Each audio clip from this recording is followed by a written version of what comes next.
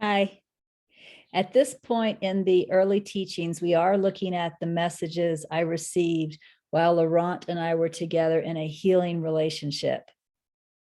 And as I mentioned in the introduction, one of the things that shows up in healing is the ego, because you need to see the ego in order to let go of the ego. So what I'm going to share now is a series about what the ego looks like. And this is really telling little snippets, little stories of the ego that Laurent and I saw pushed up in ourselves when we were in this relationship. As I share this series, what I recommend is that you look within and see if you can find this in you too. Because again, the ego has to be seen in order to be let go of. So here's the first audio in the series, What Does Ego Look Like?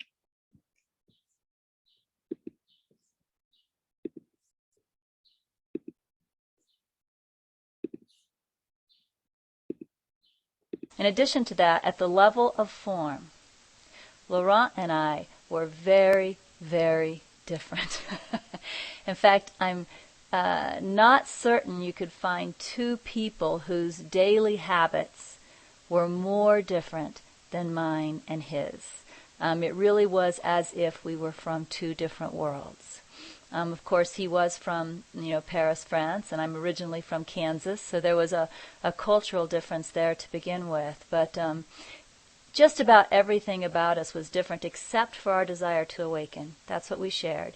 But other than that, it seemed that our human values were completely different, and I don't know if we really had any, human values in common.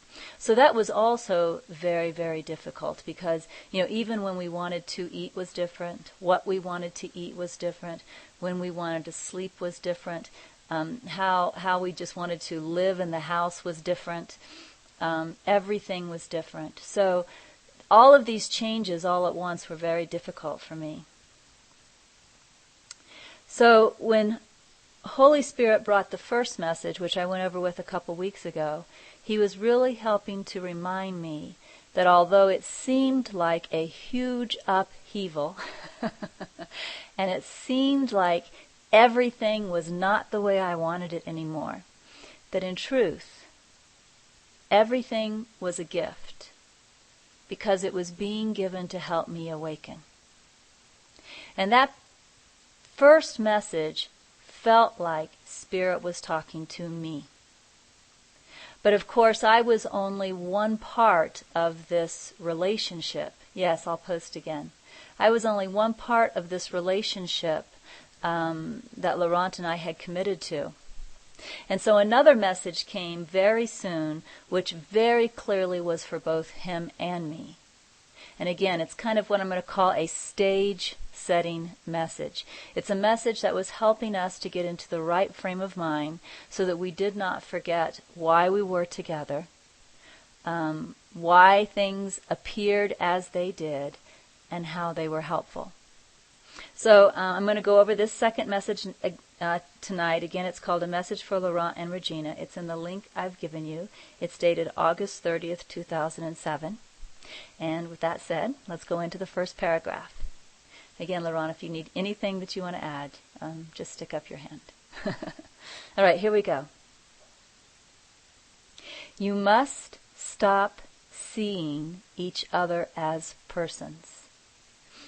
You are not persons. You are ideas. I'm just going to stop there for just a moment because already I'm feeling the power of this.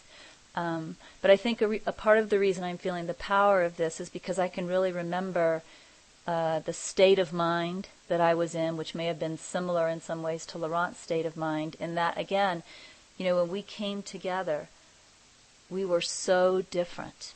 We were so different. And I know that in the beginning, my mind judged the hell out of him. Like I said, all of our human values were different. So, my mind was saying that my sleep habits were right, his sleep habits were wrong. My chosen times for eating were better, his chosen times for eating were wrong. My way of living in the house, the way I, kept it clean was good. His way of living in the house, the way he left things laying around was bad. But as I mentioned, this was all, human value stuff.